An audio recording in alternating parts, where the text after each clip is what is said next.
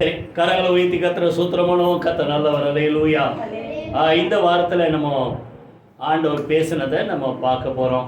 லூக்கா 12 அதிகாரம் 26. லூக்கா 12:26. மிகவும் அற்பமான காரியம் முதலாய் உங்களால் செய்யக்கூடாதிருக்க மற்றவைகளுக்காக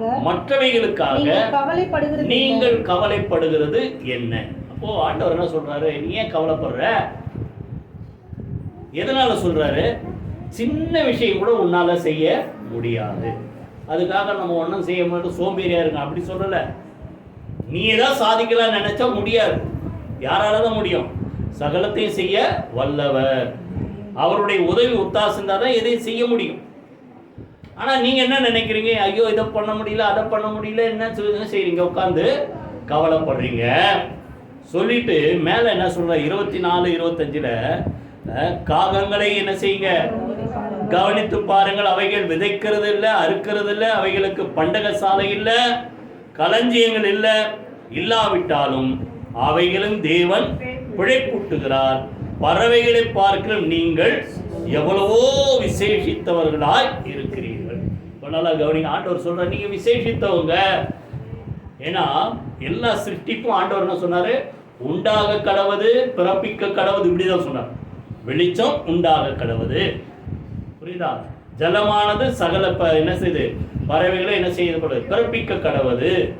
இப்படி எல்லாம் உண்டாக கடவுது, பிறப்பிக்க கடவுது சொல்லி உண்டாக்குனார்.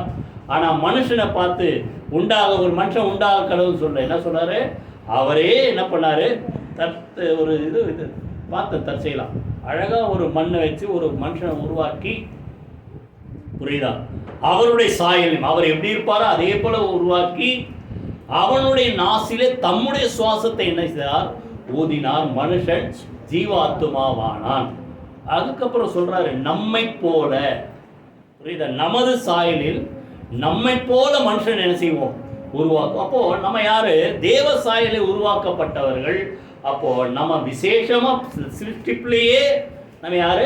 விசேஷமான. அப்போ தேவசாயில உருவாக்கப்பட்ட மனிதனுக்கு என்ன தேவை என்பதை ஆண்டவர் அறிந்திருக்கிறார். அதனால்தான் நீங்க பாத்தீங்கன்னா 6 நாள்ல பாத்தீங்கன்னா முதல்ல மனுஷன் உருவாக்கப்படுறதுக்கு முன்னாடி எல்லாத்தையும் என்ன செய்தார்?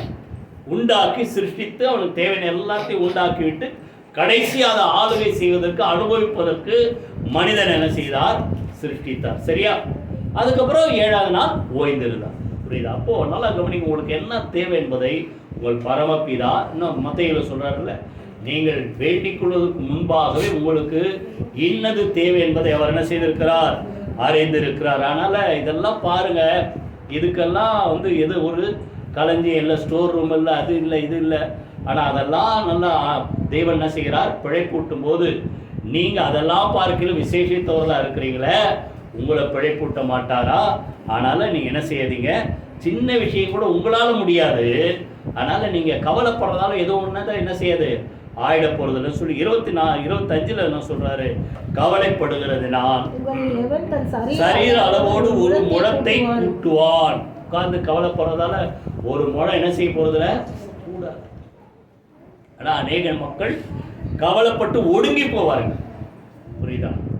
ஆனா என்ன செய்ய முடியாது? கூட்ட முடியாது. இன்னைக்கு ஆண்டவர் நமக்கு என்ன சொல்றாருன்னா, கவலைப்படாதீர்கள். சொல்லுங்க, பக்கத்துல பார்த்து சொல்லுங்க. சொல்ல மாட்டீங்க.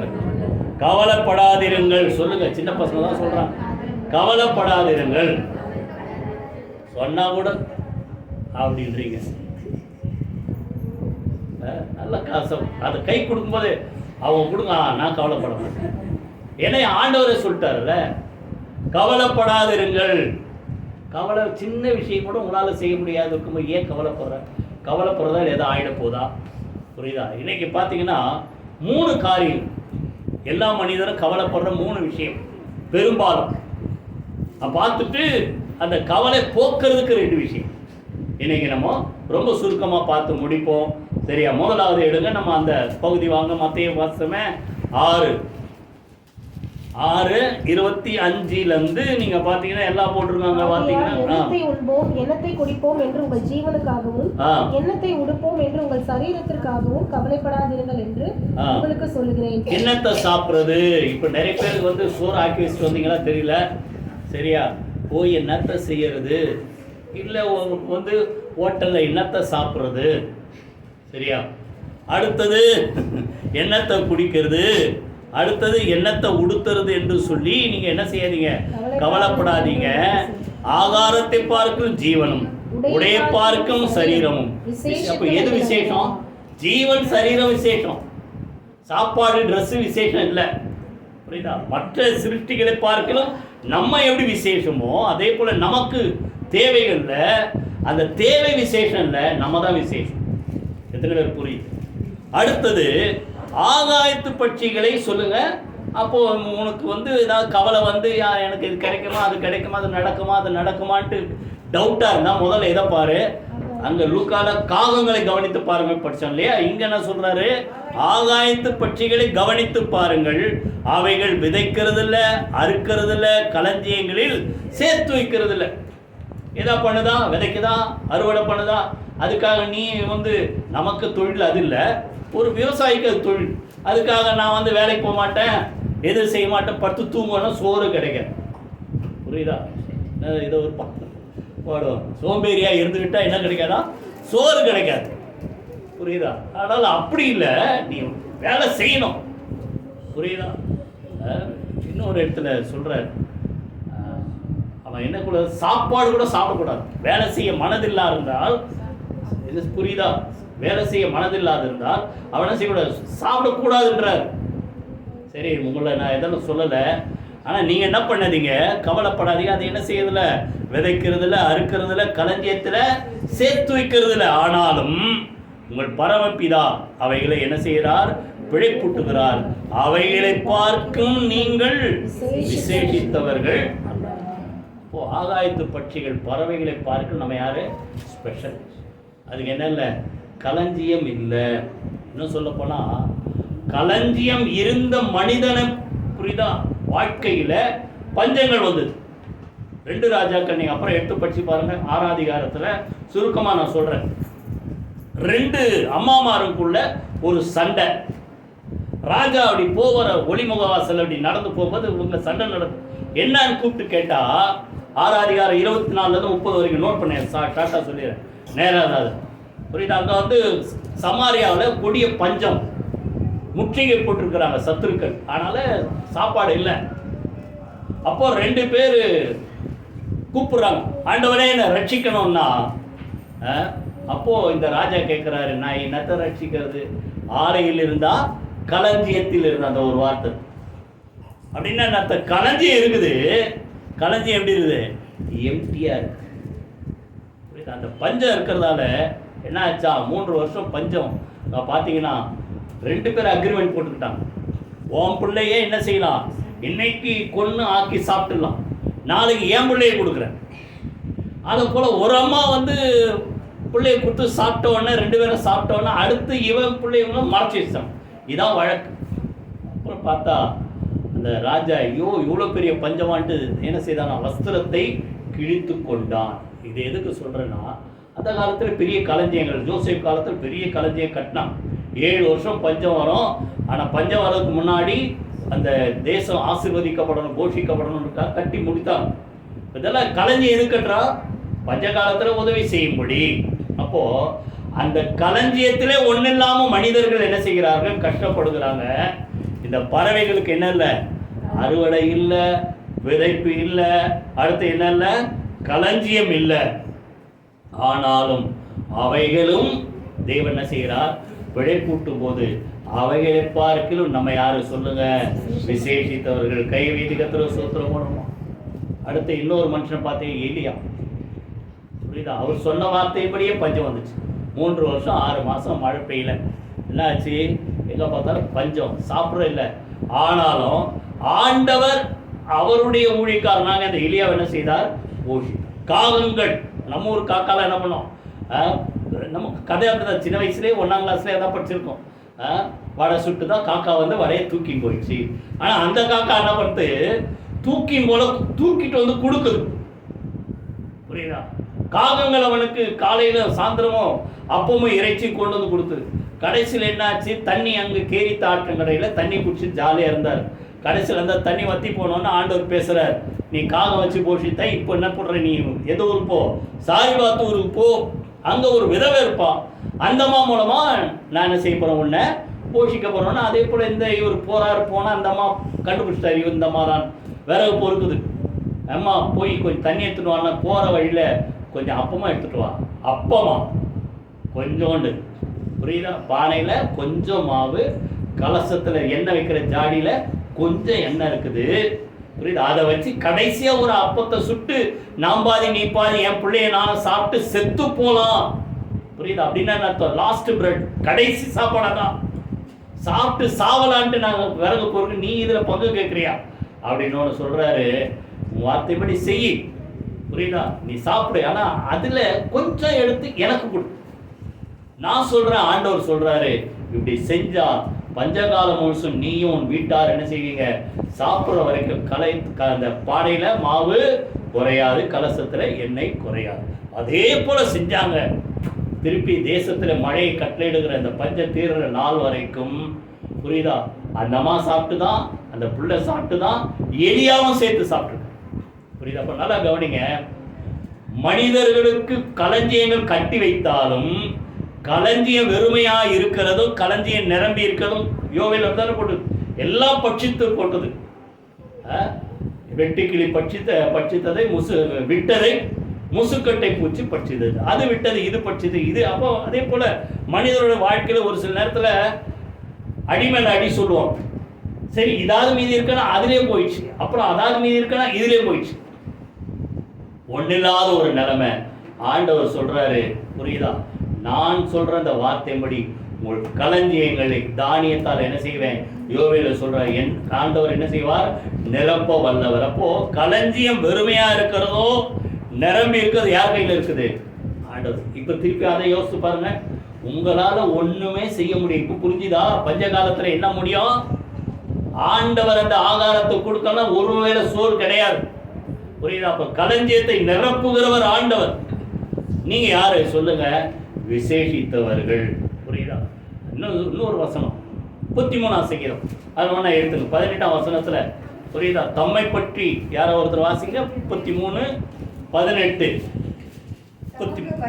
தமக்கு பயந்து தமக்கு தம்முடைய கிருபைக்கு காத்திருக்கிற அந்த மக்களுடைய ஆத்துமாக்களை மரணத்துக்கு விலக்கி விடுவிக்கவும், பஞ்ச காலத்தில் அவர்களை உயிரோட காப்பாற்றவும் கர்த்தருடைய கண்கள் அவர் மேல, அந்த மக்கள் மேல நோக்கமா இருக்குது. கைகளை வைத்து கர்த்தரை ஸ்தோத்திரம் பண்ணுவோம், புரியுதா. எந்த நேரத்துல, பஞ்சத்துல, புரியுதா.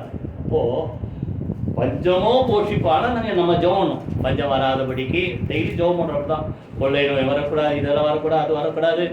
உலகத்தில் அத்தனை தேசத்தில் என்ன செய்யணும், சமாதானமாக சந்தோஷமாக என்ன செய்யணும், நல்லா வாழ, புரியுதா. ஆனால் அப்படி சூழ்நிலை மாறும்போது அந்த சூழ்நிலையிலும் அவருக்கு பயந்து அவருடைய கிருபைக்கு காத்திருக்கிற மக்களை அந்த பஞ்ச காலத்தை அழிந்து போகாதபடிக்கு உயிரோடே காப்பாற்ற அவருடைய கண்கள் என்ன செய்கிறதா சொல்லுங்க, அவர்களை நோக்கிறார். அதனால சொல்றாரு, அந்த பறவையெல்லாம் பார்த்து கத்துக்கப்பா. என்னது சாலமோன் சொல்ற, எறும்பை பார்த்து கத்துக்க. இங்க ஆண்டவர் சொல்றாரு, பறவைகளை பார்த்து கத்துங்க, அதுக்கு விதைப்பு இல்லை, அறுப்பு இல்லை, களஞ்சியம் இல்லை, ஆனால் அவைகளை தேவன் போஷிக்கிற மாதிரி அவங்களை பார்க்க நீங்க விசேஷித்தவங்க. அதனால சாப்பாட்டுக்காக என்ன செய்யாத, கவலைப்படாது. அடுத்து சொல்றாரு, உடைக்காக நீங்கள் கவலைப்படுகிறது என்ன, 28ல காட்டு புஷ்பங்கள் எப்படி வளர்கிறது என்று கவனித்து பாருங்கள், அவைகள் உழைக்கிறதுல நூற்கிறது, அங்க விதைக்கிறதுல அறுக்கிறது. இங்க காட்டு புஷ்பம் என்னது, உழைக்கிறதுல நூற்கிறது இல்லை, புரியுதா. அவைகளை தேவன் என்ன செய்கிறார், உடுத்துவிக்கிறார். எப்படியா, சாலமோனை விட அதிகமா அலங்காரமா மகிமையா அந்த காட்டு புல்லுக்கு தேவன் உடுத்துவிக்கிறார். இதை நான் ஏற்கனவே சொன்னேன். சாதாரண காட்டு செடி, ஆனா பார்த்தா அழகான பூக்கள், அதான் அதுக்கு ட்ரெஸ், புரியுதா. அப்போ இந்த காட்டு புல்லுக்கு அழகா பூக்களை கொடுத்து அதை ட்ரெஸ் பண்ண மாதிரி நீங்க விசேஷித்தவங்க, உங்களுக்கு உடுத்துவிப்பது தேவன் நிச்சயம் அல்லவா. அதுக்கு ஒரு அந்த ஓமானத்தை என்ன சொல்றாரு, சாலமோன் கூட அப்படி ட்ரெஸ் போட்டது இல்லையா. நீ அப்புறமா ஒரே ஒரு வசனம் மாத்திரம் வாசிங்க. 2 நாளாகும், ஒரே ஒரு வசனம். 2 நாளாகும் 9ஆம் அதிகாரம் 3 யாராவது வாசிக்க பார்க்கலாம்.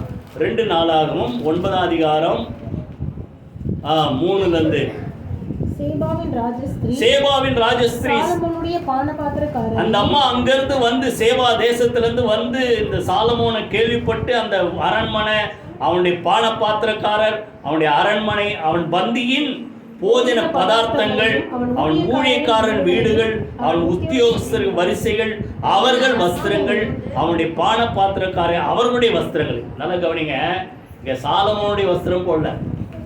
அந்த அம்மா வந்து எதை பார்க்குறாங்க?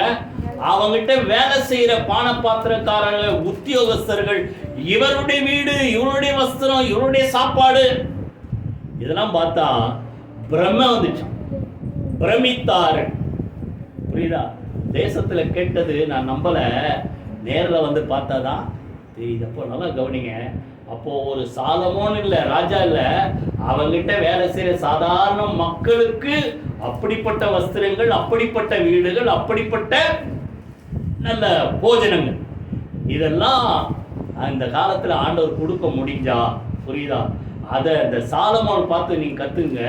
சாலமோன் கூட அப்படி இந்த புல்லுக்கு என்ன செய்யல, அந்த உடுத்து வித்தா மாதிரி உடுத்தல. புரியுதா?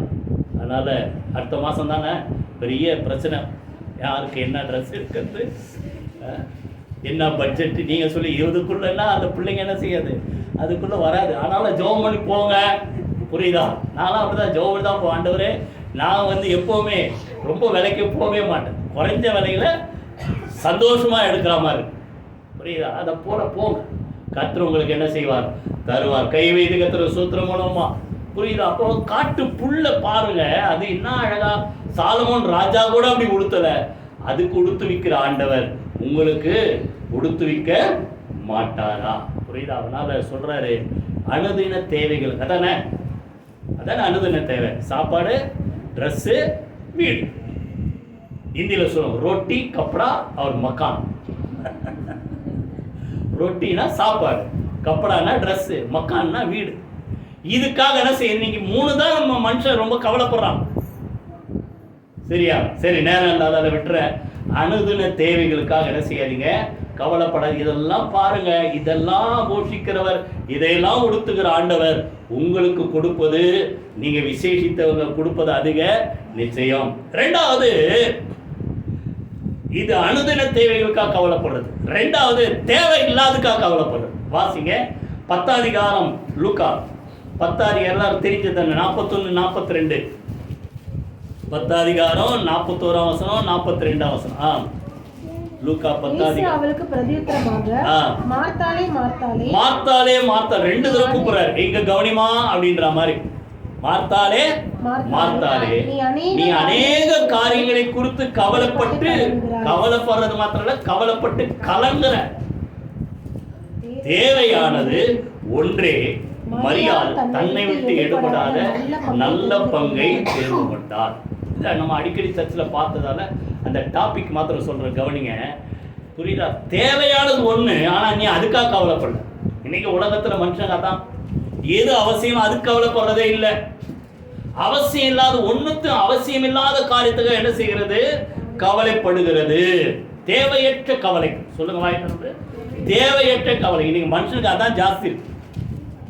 புரியுதா?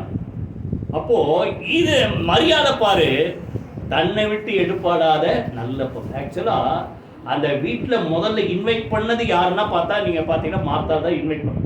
அப்படிதான் நம்ம 38 மார்த்தாள் என்னும் பேர் கொண்ட ஒரு ஸ்திரீ அவரை தன் வீட்டிலே ஏற்றுக்கொண்டாள். புரியுதா? ஆனா அங்க இந்த அம்மாவுக்கு தான் கவலை ஜாஸ்தி. எந்த அம்மா என்ன நினைச்சாங்க, ஆண்டவர் வந்தா நல்லா ஒரு வயிறார என்ன கொடுக்கணும், விருந்து கொடுக்கணும். நல்லதுதான், ஆண்டவருக்கு சாப்பாடு போற பேரு. ஏன்னா நமக்கெல்லாம் சாப்பாடு போறது அவர் இல்லையா? புரியுதா? அப்போ இவர் நல்லா போஷிக்கணும்ட்டு என்ன பண்ணாங்களோ தெரியல, அங்க போடல. அங்க இங்க வேலை செஞ்சு இதை பண்ணலாமா அதை பண்ணலாமா. ஆனா இங்க பார்த்தா ஒரு கூட பிறந்த சகோதரி யாரு, மரியாள், ஒரு வேலையும் செய்யாம எங்க உட்காந்துருக்காங்க, ஆண்டவர் பாதத்தில் உட்காந்துட்டு அவர் வசனம் சொல்ற, பேச பேச பேச கேட்டுக்கிட்டே இருக்கு. இப்போ யாருக்கு கலக்கம் வந்தது, கவலை வந்தது? அதுக்காக வேலை செய்யாமல் சோறு வராது. புரியுதா?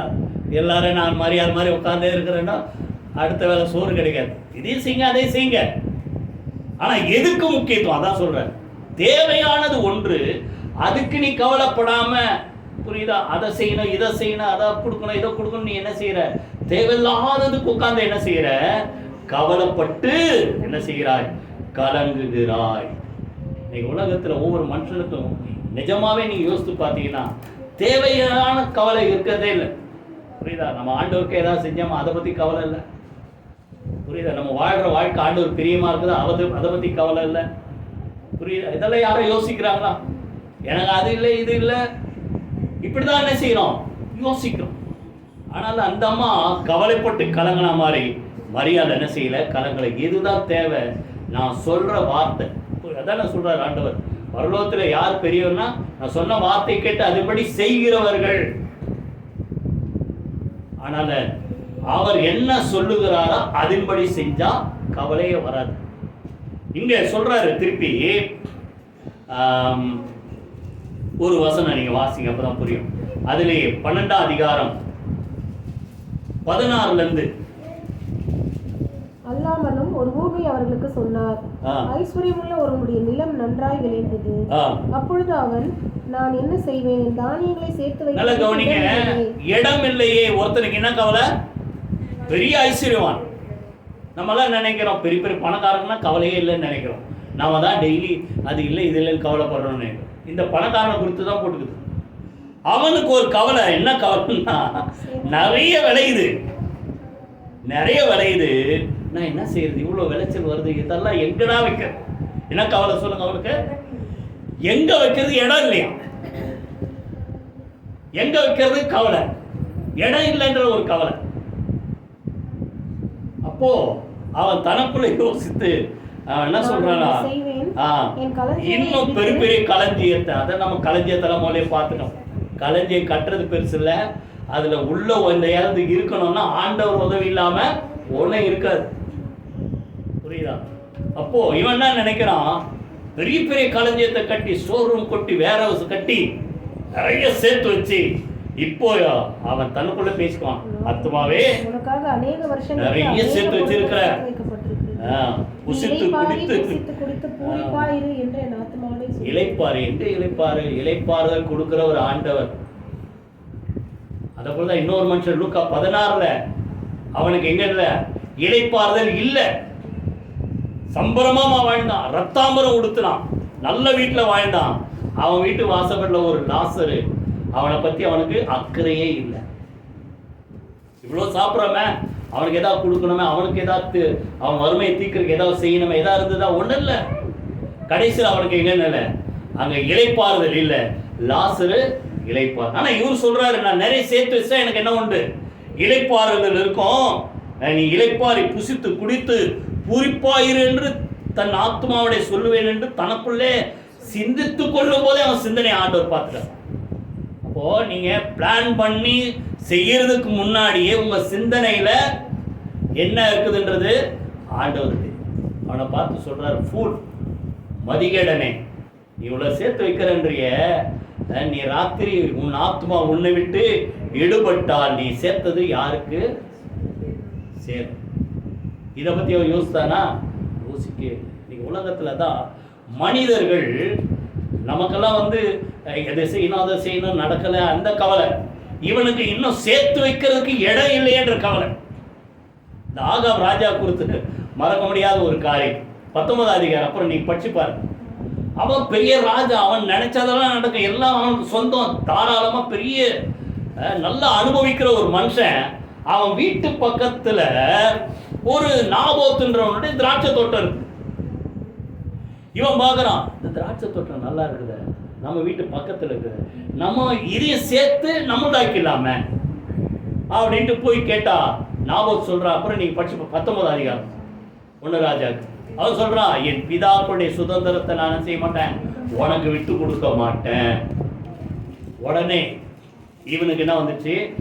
கவலை. மனம் சலிப்போடு உட்காந்துக்கிட்டு சோறு சாப்பிடாத உட்காந்துருக்கான். ராஜா இல்லை, எவ்வளவு சந்தோஷமா இருக்கலாம். இவனுக்கு என்ன கவலை? அடுத்த வீட்டு சொத்து நமக்கு வரலையே, இன்னைக்கு உலகத்தில் அப்படிதான் இருக்கிற நிறைய பேர்.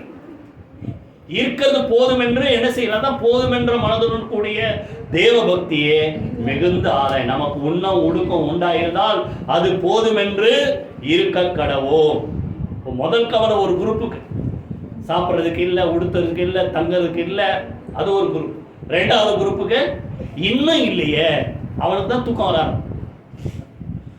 புரியுதா? செல்வ பெருக்கு அவனை என்ன செய்யாது, அப்படிதான் போட்டுருக்கு. செல்வ பெருக்கு ஒரு மனுஷன் என்ன செய்யாதான், தூங்க ஒட்டாது. புரியுதா? மனுஷன் பணத்தினால் என்ன செய்ய முடியாது, திருப்தி அடைய முடியாது. செல்வ பெருகவனன் என்ன செய்ய, செல்வ பெருக்கினால் திருப்தி அடைய முடியாது. புரியுதா? கர்த்தர் ஒருத்தர் தான் நம்மளை என்ன செய்ய முடியும், திருப்தி ஆகணும். அந்த இந்த மனிதர்களுக்கு தேவையில்லாத கவலை, அது இல்லை இது இல்லை, அது இருக்குது இது இருக்குது, இதை எங்கடா வைக்கிறது, சேர்த்து வைக்கிறது. சரி, உங்களுக்கெல்லாம் அந்த கவலை இல்லை. ஆனாலும் சொல்றது கவனிச்சிங்க, தேவையில்லாததை குறித்து என்ன செய்யாதீங்க, கவலைப்படாதிருங்கள். சரியா? 30 சொல்றாரு, அந்த 12:30 இவைகளை எல்லாம் உலகத்தார் நாடி தேடுகிறார்கள், இவைகள் உங்களுக்கு வேண்டி, உங்களுக்கு இது தேவைன்றது பிதா என்ன செய்திருக்கிறார், அறிந்திருக்கிறார். உலகத்து மக்கள் தான் அதெல்லாம் தேடுவோம். அப்போ உலகத்து மக்கள் தேடுற மாதிரி நீ தேடாத, உனக்கு தேவையானதை தேவன் கொடுக்க வல்லவர். அப்போ நல்லா கவனிங்க, தேவை இல்லாததுக்காக என்ன செய்யாதீங்க, தேவைக்காகவும் கவலைப்படாதீங்க. அடுத்தது தேவை இல்லாததுக்காக கவலைப்படாதீங்க. மூணாவது லூக்கா 12ஆம் அதிகாரம் 11 யாரோ ஒருத்தர் வாசிங்க. அன்றியும் ஜெப ஆலய தலைவர்களுக்கும் துரைத்தனத்தார்களுக்கும் அதிகாரம் உள்ளவர்களுக்கும் முன்பாக உங்களை கொண்டு போய் விடும்போது எப்படி எண்ணத்தை மாறுத்தரமாக சொல்லுவோம் என்றும் எதை பேசுவோம் என்று கவலைப்படாதிருங்கள். பெரிய பெரிய ஆளுங்க முன்னாடி உங்களை கொண்டு போய் நிறுத்துவாங்க. அப்போ அவங்கிட்ட என்னத்தை பேசுறது, நம்மளோட பெரிய ஆளு. புரியுதா? என்னத்தை பேசுவோம், எதை மறு உத்தரவு கொடுப்போம் என்று என்ன செய்யாதீங்க, கவலைப்படாதிருங்கள். இப்போ 12 சொல்றாரு, நீங்கள் பேச வேண்டியவைகளை பரிசுத்த ஆவியானோர் அந்நேரத்திலே உங்களுக்கு போதிப்பார். ஒரு சில நேரத்துல நம்மளை சிக்க வைக்கிறதுக்குனே நிறைய பேர் இருப்பான், நம்மளை பேச தூண்டுவான். புரியுதா? பேச வைப்பான். எதுக்கு? நீ ஏதாவது சொல்லுவ, அதை வச்சு உன்னை மாட்டி வைக்கலாம். புரியுதா? ஒரு தடவை எனக்கு மறக்க முடியாத ஒரு சம்பவம்.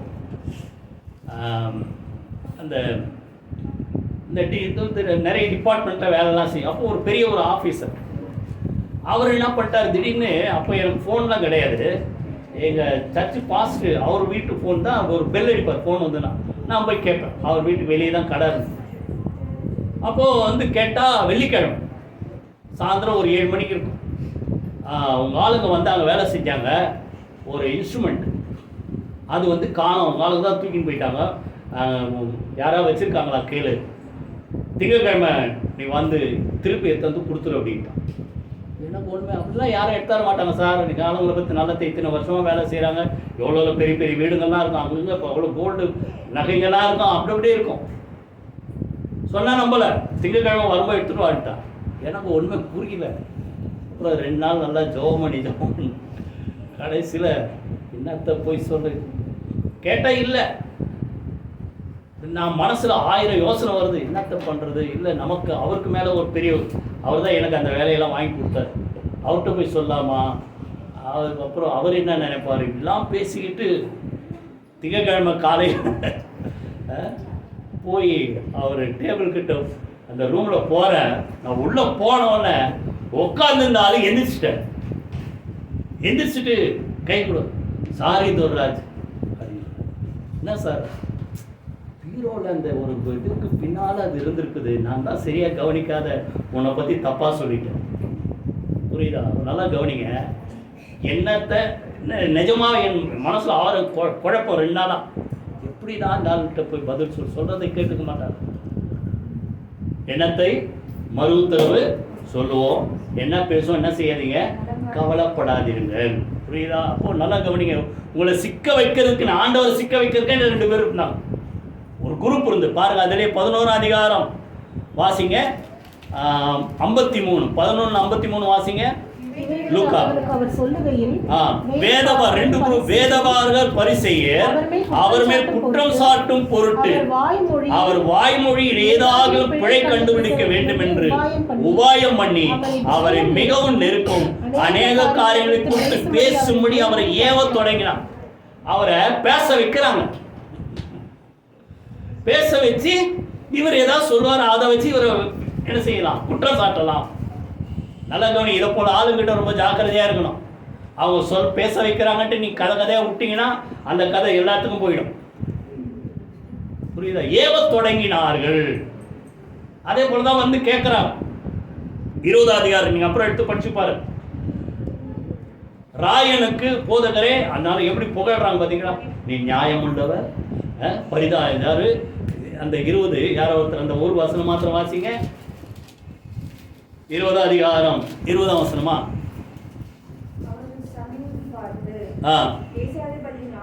சரி, அதை விட்டுருங்க. 21ல தங்களை உண்மையுள்ளவர்களா காண்பிக்கிற வேவுகாரர் அனுப்பி அவங்க வந்து என்ன சொல்றாங்க, போதகரே நீ நிதானமாய் பேசி உபதேசிக்கிறீர் என்றும் முகதாட்சணியம் இல்லாமல் தேவனுடைய மார்க்கத்தை சத்தியமா எப்படி எல்லாம் போடுறாங்க. ரொம்ப நல்லவங்க, நிதானமா பேசுவீங்க, முகதாட்சணியம் பார்க்காதவங்க அப்படின்னு சொல்லிட்டு இப்போ ஒரு கேள்வி கேட்கறாங்க.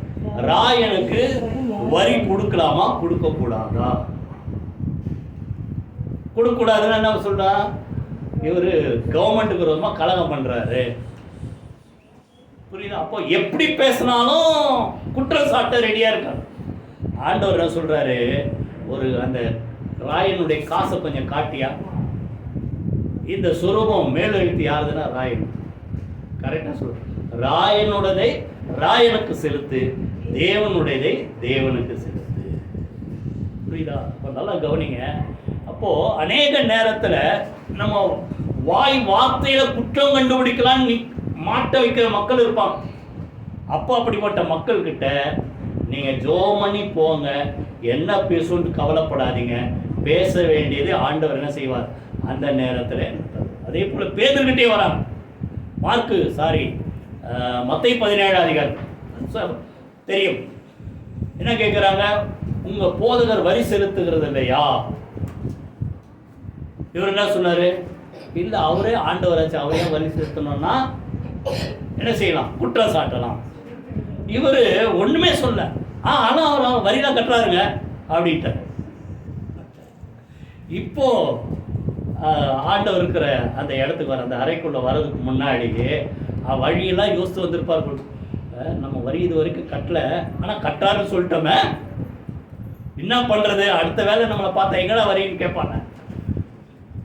அப்படி குழப்பத்தோடு வரும்போது அவன் மனசுல இருக்கிறத ஆண்டவர் ஃப்ரேம் பண்ணி சொல்றாரு, பேதுருவே ராஜாக்கள் யார்கிட்ட வரி வாங்குறான், பிள்ளைங்கிட்டே அந்நியர் பிள்ளைங்க செலுத்து. ஆனாலும் இடரல் உண்டாகாதபடிக்கு நீ போய் தூண்டி போடு, முதலாவது பிடிக்கிற மீனை வாயை திறந்து பாரு, அதுல ஒரு வெள்ளி பணம் இருக்கும், அதை எடுத்துன்னு போய் யாருக்கு, எனக்கும் உனக்கும் சேர்த்து வரி கட்டு. இப்போ எங்கேயோ நடந்தது யாருக்கு தெரியுது, ஆண்டவர் தெரியும். நல்லா கவனிங்க. நீங்க என்ன நினைக்கிறீங்க, ஐயோ இந்த ஆளு பொல்லாத மனுஷனாச்சே, இவன்கிட்ட என்னத்தை பேசுறது, ஒன்றும் பயப்படாது. என்னத்தை பேசுவோம் என்று, எதை உத்தரவா சொல்லுவோம் என்று என்ன செய்யாதீங்க, கவலைப்படாதீங்க. பரிசுத்த ஆவியானவர் உங்களுக்கு என்ன செய்வார், உதவி செய்வார். கைகளை வித்துக்கத்துல சூத்திரமான 3 பார்த்தோம். தேவையானதுக்காக கவலைப்படாதீங்க, 2வது தேவை இல்லாததுக்காக கவலைப்படாதீங்க, என்ன பேசுவோன்ட்டு என்ன செய்யாதீங்க, கவலைப்படாதீங்க. ரொம்ப ஷார்ட்டா 2 காரியம் நம்ம பார்த்து முடிப்போம். கவலை போக்குகிற மருந்து என்ன தெரியுமா, நல்லா கவனிங்க. 12 அதிகாரத்திலே 11 அதுதான் இப்போ படிச்சோமா, 1 பேதுரு 5ஆம் அதிகாரம் 7ஆம் வசனம். அவர் உங்களை விசாரிக்கிறவராய் இருக்கிறபடியால் உங்கள் கவலைகளை எல்லாம் சொல்லுங்க அவர் மேல என்ன செய்யுங்க, வைத்து விடுங்கள். நல்லா கவனிங்க. எப்பவுமே மனுஷனுடைய இயல்பு என்னன்னா, யாரையாவது சார்ந்திருக்கிறது. பொதுவாக இப்போ எனக்கு நிறைய தாங்க முடியாது பாரம்னா யார்கிட்ட சொன்னாதான் என் பாரம் போகும். அதே போல உங்களுக்கும் பாரம் இல்லாத மனுஷன் இல்லை. புரியுதா? அப்போ நீங்க யார்கிட்ட சொன்ன என்ன ஆகும்? நல்லவங்களா இருந்தால் அதை கேட்டுக்குவாங்க, நமக்கு ஆலோசனை சொல்லுவாங்க, ஜெபம் பண்ணுவாங்க, நம்மளை பலப்படுத்துவாங்க, தைரியப்படுத்துவாங்க. ஆனால் அவங்க யாரு எப்படிப்பட்டவங்க நமக்கு தெரியாது. இங்கே கேட்கறதும் கேட்டுக்கிட்டு 4 பேர்கிட்ட போய் சொன்னா, அதனால எல்லா நேரத்திலும் தைரியமா நீங்க உள்ளத்தை திறந்து பேச வேண்டிய ஒரே ஒருவர் உண்டுன்னா நம்முடைய ஆண்டவர்.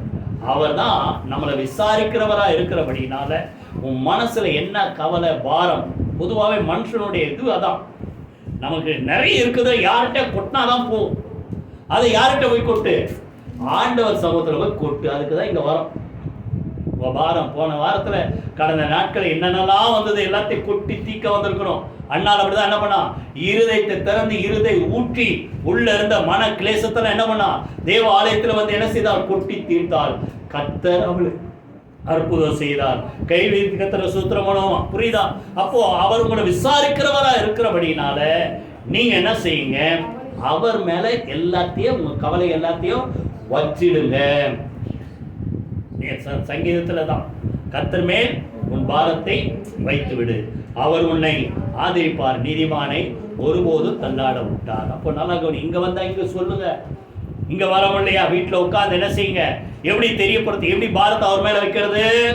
நீங்கள் ஒன்றுக்கும் கவலைப்படாம. பிலிப்பியர் 4:6-7 ஒன்றுக்கும் சொல்லுங்க கவலைப்படாமல் எல்லாவற்றையும் குறித்து உங்கள் விண்ணப்பங்களை ஸ்தோத்திரத்தோடு கூடிய ஜெபத்தினாலும் வேண்டுதலினாலும் தேவனுக்கு தெரியப்படுத்துங்கள். அப்போ தெரியப்படுத்திட்டா கவலை இருந்த இடத்துல தன்னால கவலை போய் தேவ சமாதானம் ஆளுகை செய்யும். கைகளை வைத்து கர்த்தரை ஸ்தோத்திரம் பண்ணும். பிலிப்பியர்ல இந்த அதிகாரம் ஆரம்பிக்கும் 4ஆம் வசனம் ரொம்ப அருமையான வசனம். கர்த்தருக்குள் எப்பொழுதும் சந்தோஷமாய் இருங்கள். அடுத்து சந்தோஷமா இருங்க. மறுபடியும் சொல்றேன். ஏன் மறுபடியும் சொல்றாரு? ஏன் தைரியம், ஏன் கவலைப்படுறாங்க, ஏன் சந்தோஷமா இருங்க? ஆனாலும் முடியல. அதான் தட்டி கொடுத்து சொல்ற மாதிரி சொல்றாரு. திருப்பி சந்தோஷமா மறுபடியும் சொல்றேன். ஏன்னா அந்த கவலை வந்து இருக்கிற சந்தோஷத்தை என்ன செஞ்சது?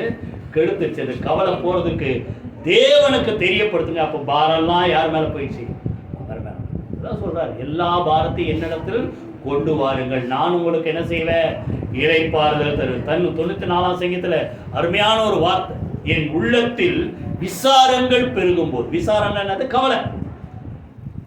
கவலைகள் பெருகும் போது, உள்ளத்தில் விசாரங்கள் பெருகும் போது உம்முடைய ஆறுதல்கள் என் ஆத்துமாவை தேற்றுகிறதா இருக்கிறது. கைகளை வைத்து கர்த்தரை ஸ்தோத்திரம் பண்ணுவோமா? கவலை போனா அங்க போய் இங்க போய் யார்கிட்ட வைக்காதீங்க, அவர் மேல வச்சிருங்க. நிச்சயமா பாரத்தை நீங்க. ரெண்டாவது ஒரே ஒரு காரியம் கவலை போறதுக்கு, ரெண்டாவது மத்தேயு 7:11. யாராவது வாசிங்க. மத்தேயு 7. நல்லா கவனிங்க. ஆகையால் அப்படின்னா ஆகையால் அர்த்தம், நீங்க உங்க பிள்ளைங்க வந்து அப்பத்தை கேட்டா கல்லை கொடுப்பியா, மீனை கேட்டா பாம்பை கொடுப்பியா, முட்டையை கேட்டா தேலை கொடுப்பியா அப்படின்ட்டு ஆரம்பிக்கிறார். இப்ப நீங்க அப்படி கொடுப்பீங்களா? உங்க பிள்ளைங்க ஒரு ஃப்ரைட் ரைஸ் செஞ்சு தானா என்ன செய்வீங்க? ஃப்ரைட் ரைஸ் நான் பிரியாணியே செய்து தரேன் அதுதானே செய்வீங்க இல்ல? அப்போ உங்க பிள்ளைங்க சாதாரணத்தை கேட்டா சிறந்தது கொடுக்குறீங்க. நம்மளா யாருன்ட்டாரு? பொல்லாதவனா நீயே உன் பிள்ளைக்கு நல்லதை கொடுக்கணும்னு தெரிஞ்சிருந்தா நம்மளா யாரு பிள்ளை? அதான் முதல்ல சொல்லிட்டாரு, நம்மளா யாருடைய பிள்ளை? தேவனுடைய பிள்ளை. நீங்க அவருடைய பிள்ளையா இருக்கிறபடினால் நமக்கு பிதாவானவர் தம்மிடத்தில் கேட்கிற நமக்கு நல்ல நன்மையானவர்களை கொடுப்பது சொல்லுங்க அதிக நிச்சயம். அப்ப நல்லா கவனிங்க, நம்மை போஷிக்கிற ஒரு தேவன், நம்முடைய தேவைகளை அறிந்திருக்கிற ஒரு தேவன், அவர் நமக்கு இருக்கிறார் தைரியம் இருக்கு பாருங்க. அது வந்துச்சுன்னா கவலைலாம் போகும். அதான் 7:7 என்ன சொல்றாரு? கேளுங்கள் அப்பொழுது உங்களுக்கு கொடுக்கப்படும், தேடுங்கள் அப்பொழுது கண்டடைவீர்கள், தட்டுங்கள் அப்பொழுது உங்களுக்கு திறக்கப்படும், கேட்பவன் எவனும் என்ன செய்கிறான்?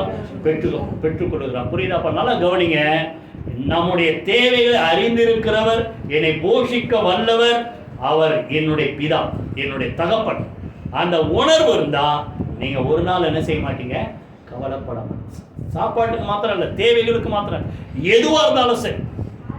அந்த அம்மா 15 அதிகாரத்தில் ஷார்ட்டாக சொல்லி முடிச்சுறேன். கானானி ஸ்திரீ மத்திய 15 அதிகாரத்தில் 22 வாசிச்சு பாருங்க.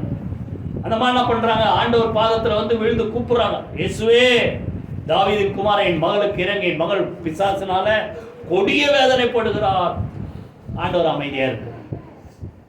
புரியுதா? அப்புறம் சீஷர்கள் சொல்றாங்க, ஏதாவது சொல்லி அந்த அம்மா கொஞ்சம் அனுப்பிடுங்கப்பா. அப்போ ஆண்டவர் என்ன சொல்றாரு, இஸ்ரவேல் காணாமல் போன இஸ்ரவேல் வீட்டாருக்கா வந்தன தவிர அப்படின்னு என்ன அர்த்தம், உனக்கெல்லாம் நான் செய்யணும்னு ஒண்ணு ஆண்டவர் இப்படிலாம் சொல்லுவாரா?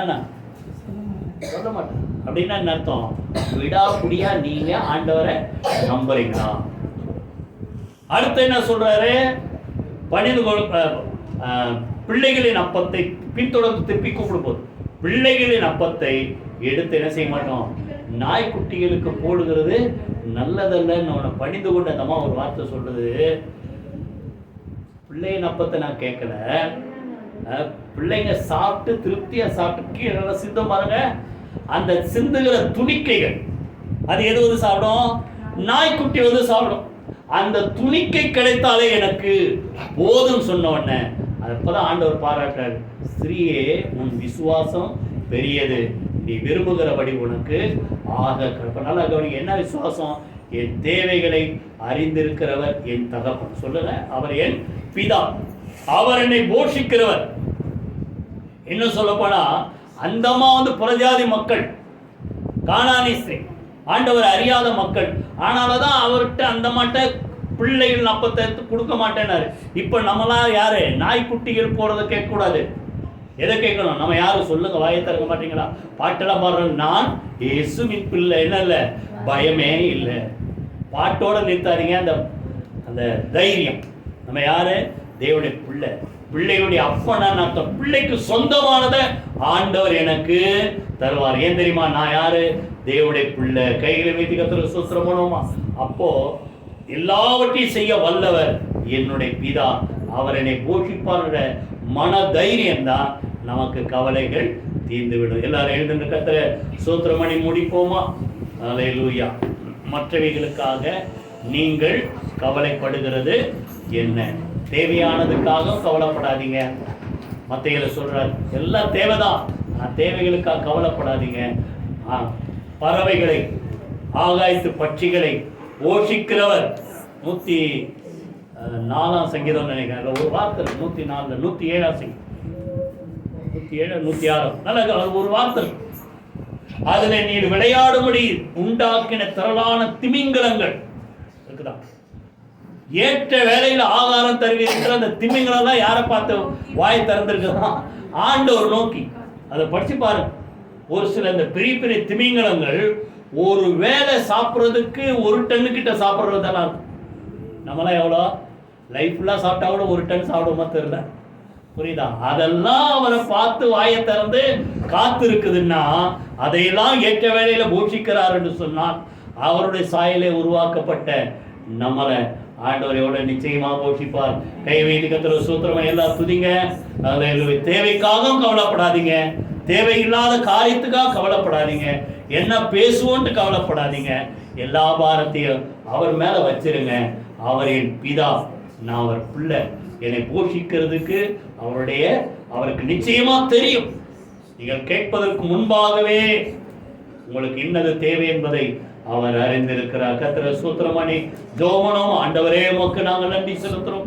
அனுதின தேவைகளுக்காக நாங்கள் கவலைப்படாதபடி, காகங்களை, ஆகாயத்து பட்சிகளை, காட்டுப்புள்ளை ஆண்டவரே உடுத்துவிக்கிறவர், போஷிக்கிறவர்.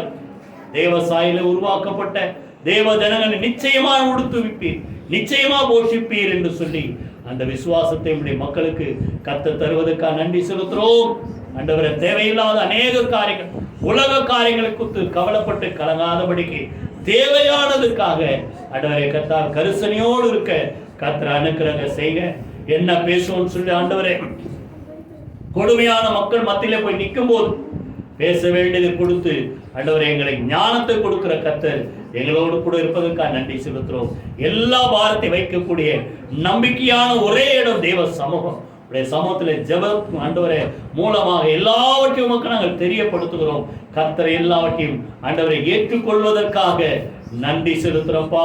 ஆண்டவரே, நாங்கள் உம்முடைய பிள்ளைகள், நீர் எங்கள் தகப்பன், நீர் எங்களை நிச்சயமா போஷிப்பீர் என்ற ஒரு விசுவாசத்தை, தைரியத்தை உடைய பிள்ளைகளுக்கு கர்த்தர் தருவதற்காக நன்றி செலுத்துறோம். வந்த யாவருக்கும் ஒரு குறைவில்லாமல் கர்த்தர் நடத்துவீராக, ஆசீர்வதிப்பீராக. இயேசு கிறிஸ்துவின் ஜீவனுள்ள ஜெயமுள்ள நாமத்தில் ஜெபிக்கிறோம் நல்ல பிதாவே, ஆமென். நம்முடைய கர்த்தராகிய இயேசு கிறிஸ்துவின் கிருபையும், பிதாவாகிய தேவனுடைய அன்பும், பரிசுத்த ஆவியானவருடைய அந்யோன்ய ஐக்கியமும் நம் அனைவரோடு சகல பரிசுத்த அனைவரோடும் ஆண்டவராகிய இயேசு கிறிஸ்து வருகப்பட்டு இருப்பதாக. ஆமென். என் ஆத்துமாவே கர்த்தரை ஸ்தோத்திரி, என் முழுவதுமே அவருடைய பரிசுத்த நாமத்தை ஸ்தோத்திரி. என் ஆத்துமாவே கர்த்தரை ஸ்தோத்திரி, அவர் செய்த சகல உபகாரங்களை மறவாதே. ஆமென், ஆமென், ஆமென். God bless you.